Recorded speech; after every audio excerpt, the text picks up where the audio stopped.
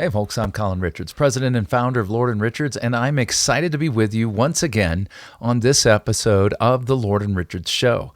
And today we're going to be continuing and concluding our series on young investors. Over the next couple of episodes, we're going to be wrapping up my advice on what I wish I knew when I was 30.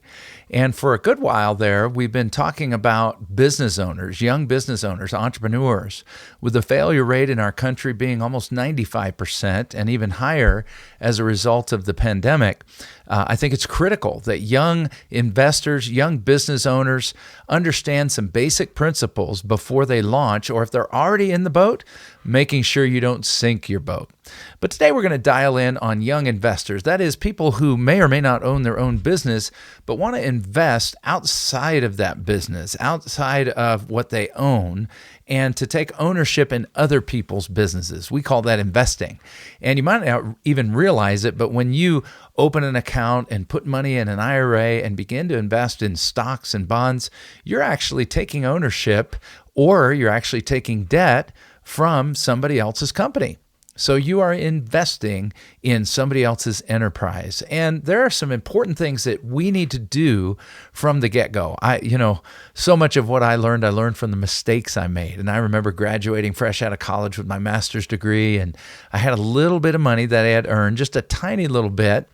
And I looked up some stockbroker and put it into a couple of funds. I remember it was a 20th Century Ultra Fund, and one of them was tech stocks, and one of them was growth stocks. It was aggressive, whatever the young guy said that I needed. And he made his commission. They were front-loaded funds, which was a terrible idea. He got his commission and had no real incentive to help me after that. And I held on to those for a while, lost a lot of money in those, but I learned some powerful lessons. Is that investing needs to be done intelligently. As I've quoted here before from my good friend Keith Cunningham, investing is an intellectual sport, just like business. And we don't need to play this with our emotions. We need to play this with our brains. Okay, so the first thing I want you to do, if you're young, getting started in life, and you're just wondering, where do I put my money to start with? Well, first of all, I want you, as we learned in other episodes, to get in place your emergency fund. The 3 Kinds of Money episode will be really helpful to you if you want to look it up on the Roth Richards channel on YouTube, or catch our podcast at one of various outlets. But in that 3 Kinds of Money episode, we remind you to put some money away in savings in the bank. It may not grow much, but it'll be liquid, it'll be safe, and you'll have it for a rainy day. 3 to 6 months of your expenses. Now you're ready to get investing, and you get to work in the realm of putting money into others' companies. And that's what we call blue money in our 3 Kinds of Money paradigm at Roth Richards. Your growing reserve, not a kind of a safe reserve that's liquid but doesn't grow. That's our green money, our emergency account. But what we want now is our blue money, our growing reserve, where we've got liquidity still in case of a greater emergency, but of course it is growing now. That means we're going to take on risk. And risk management is going to be dealt with in one of our next couple of episodes that I have coming for you. And how do you invest that? Well, start with your workplace. If they have a 401k program, absolutely take advantage of it. I want you to do that. But here's what I want you to do. I want you to contribute up to your match. Contribute up to your match. You say, well, my 401k program does not have a match. Then just disregard it. Don't use it. You say, well, Colin, isn't that an important way to save? Well, there are better ways to save than in your 401k. You see, your 401k is kind of a generic, I call it kind of Walmart level of investing, and it's good, but only if you're really getting the benefit of that match, because that's my favorite kind of money. Free money. I want you to get the free money that we've talked about in other episodes. If you contribute over and above your match, you're tying up your money all the way till 59 and a half, and you're not getting the benefit of that free money that I've talked about on that money you're contributing over and above. Also, I want you to take your 401k, and if your employer allows it, I want you to turn it into a Roth 401k. You say, what's a Roth 401k?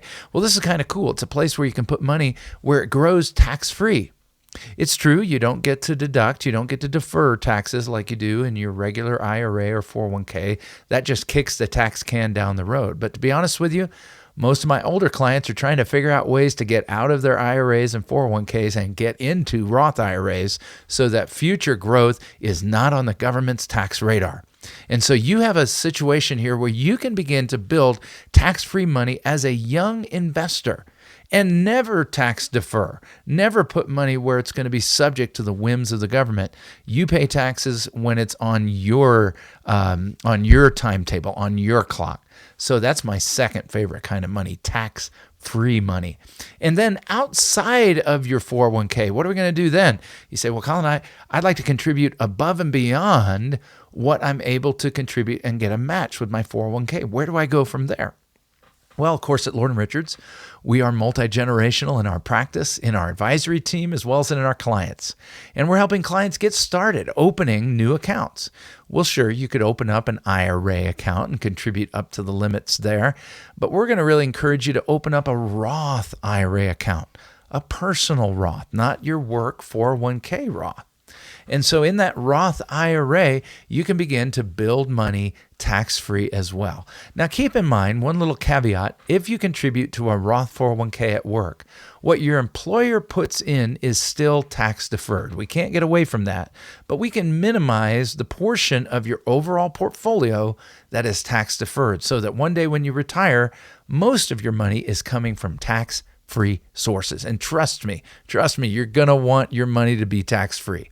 And then there's an additional couple of vehicles that I'm going to talk to you about in our next episode that are really going to help you dial in this idea of tax-free investing. I'd love for you to grab a copy of a book by a friend of mine named Patrick Kelly, and it's called Tax-Free Retirement. It's cute. It's got a little picture of an island with a palm tree on it. It's just where all of us would like to spend a day or two, probably go nuts in a whole retirement, not being able to get near Walmart.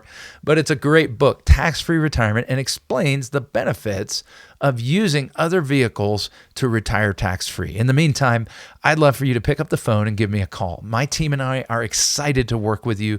We would love to talk to you, help you achieve financial independence from a biblical standpoint. We're doing that every single day for people just like you, and it starts with a simple phone call.